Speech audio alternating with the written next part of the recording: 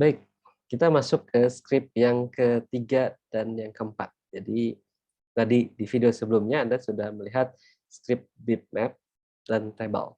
Script bitmap dan table. Nah, sekarang kita akan masuk ke task dan block. Nah, apa sih task? Apa itu block? Kayaknya ini sama-sama aja. Nah, sebenarnya ini hal yang berbeda.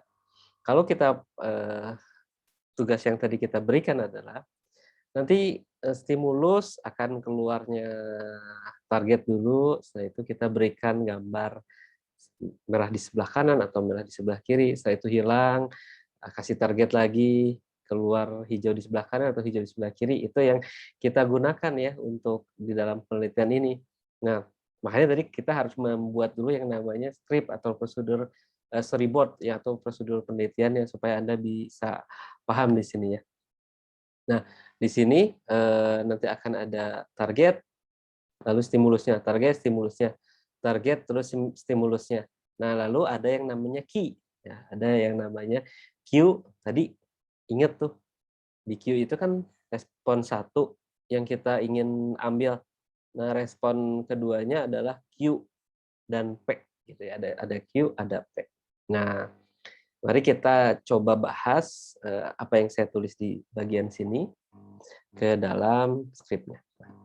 Dalam skrip ini kita sudah menuliskan tugasnya adalah tugas atensi. Nanti Anda bisa menambahkan tugas yang lain ya. Tugas atensi, ada tugas atensi dengan sound ya, karena nanti kita akan memberikan sound, berarti kita memberikan task yang berbeda. Misalnya ada eksperimen yang satu hanya atensi kiri kanan saja, yang kedua ada sound ya, berarti nanti ada task yang kedua. Ya, kita akan coba dibikin di video yang lain. Nah, kita memberi task dan namanya tugas atensi misalnya seperti itu. Nah, ketika kita memberikan task atensi ini, kita menggunakan tabel yang mana? Kebetulan pada saat ini kita hanya mempunyai satu tabel. Kalau Anda memiliki beberapa tabel pun, misalnya atensi, yang satu kita hanya menggunakan yang merah dan hijau posisi, yang kedua tabelnya merah dan hijau disposisi dan jadi ini bisa banyak ya tabel itu, bisa Anda gunakan bervariasi. Nah, tabel atensi berarti kita merujuk pada tabel ini yang nanti kita gunakan. Tabel stimulus-stimulus yang digunakan hanya pada tabel ini.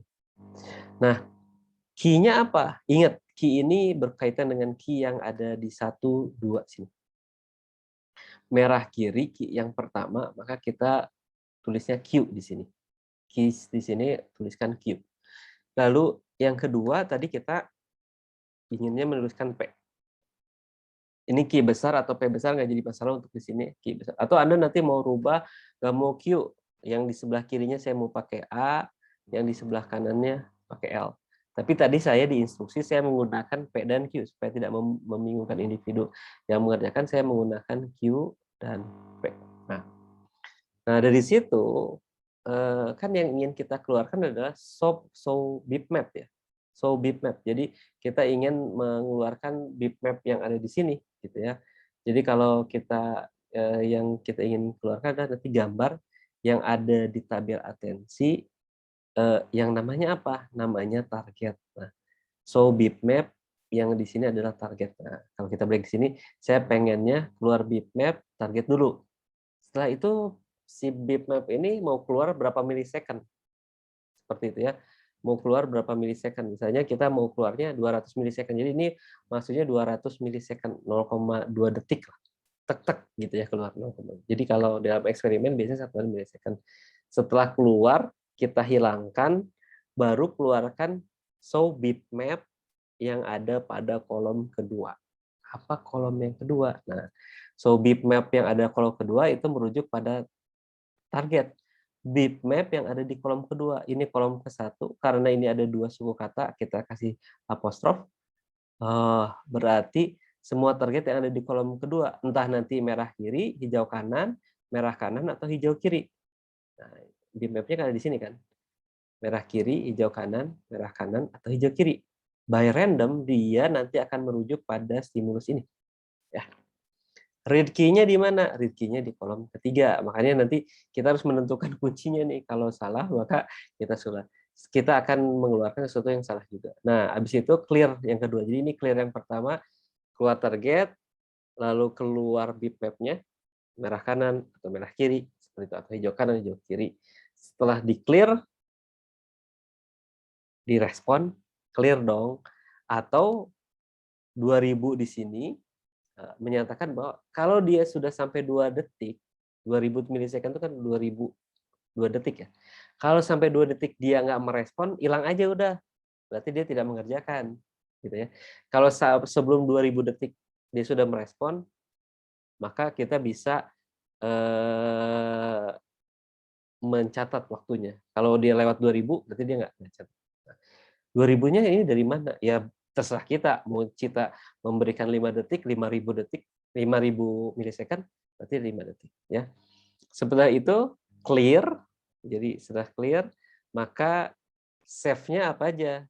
Save-nya berarti saya ingin save, nanti data yang akan dikeluarkan dalam reporting Excel kita adalah, yang pertama adalah statusnya, sini tampilan statusnya, yang keluar merah kiri posisi atau hijau kanan posisi, habis itu status benar salahnya, benar, salah atau terlewat, 1 benar, 2 salah, 3 terlewat.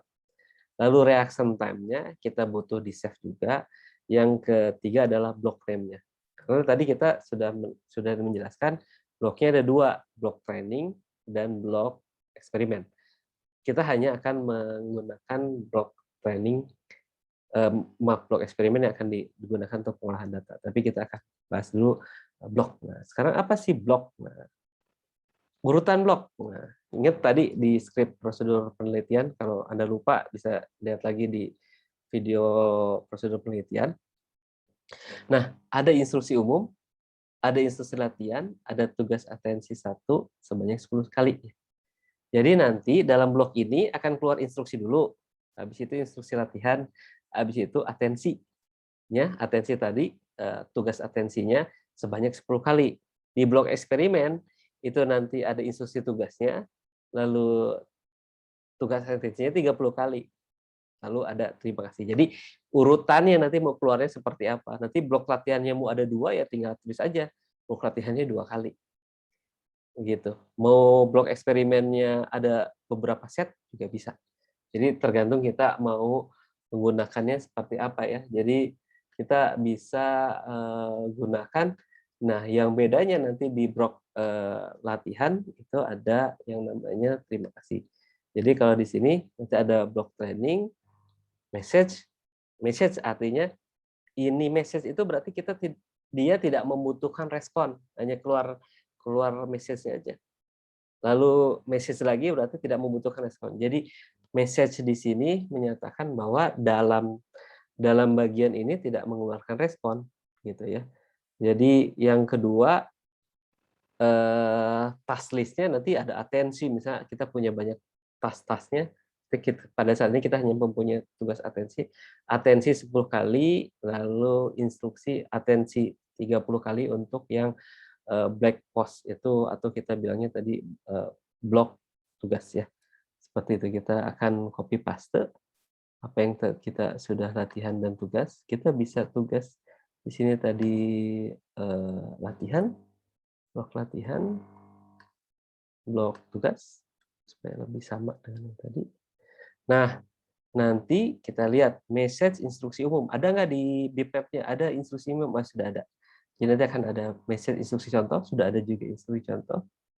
Lalu task list-nya adalah di atensi ini, tugas atensi. Jadi dia nanti akan keluar tugas sebanyak 10 kali kita butuhnya, lalu N. Selesai, di-save, habis itu ada blok tugas, instruksi 1, message-nya ada instruksi 1, ada nggak instruksi 1? Oh, ini ada instruksi 1.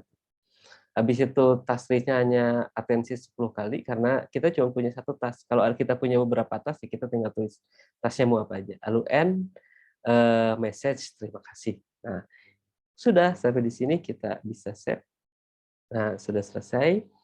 Maka kalau sudah selesai, kita tinggal compile ya. Jadi kalau kita compile berarti kita sudah menyelesaikan apa yang menjadi script kita. Kita cek compile ini akan mengecek apakah rumus kita sudah bisa. Kita ambil contoh salahnya ya. Kalau kita misalnya kita kasih tabelnya, kita salah hanya nulis aten. Kita save, apa yang terjadi? Ketika kita compile, maka dia tabel attends. Sepertinya ada yang salah deh. Nggak ada tuh yang namanya di tas ini tabel aten, mungkin ada yang salah, typo, dicek lagi. Ya, karena kita ini harusnya tabel atensi kita save lagi, kita compile lagi, di sini kita sudah siap untuk melakukan eksperimen untuk di-run ya. Di sini kita bisa coba kita run, apa yang terjadi. Nah, ini sudah terjadi, kita coba. Nah, ini instruksinya, harus spacebar, spacebar makanya tadi saya tulis spacebar karena memang harus mengetik spacebar. Lalu kita, oh ini apa nih P? Lalu kita, ini apa P Ki? Nah ini kita dapat menjawab. Nah, lalu tugas yang berikutnya kita spacebar lagi. Ini yang data eksperimennya. Kalau kita lebihin 2 detik, dia akan ganti sendiri. Ah, gitu ya, 20 detik, maaf 20 detik, 20 milisecond itu 20. Nah gitu ya, jadi wah ini kita akan merespon dengan cepat. Nah, ini ada yang salah. Nah, gitu. Lalu apa yang akan terjadi ketika ini sudah 30 kali? Sudah selesai eksperimen? Selesai. Nah, kita masuk di sini, kita akan bahas dengan data di bagian video berikutnya.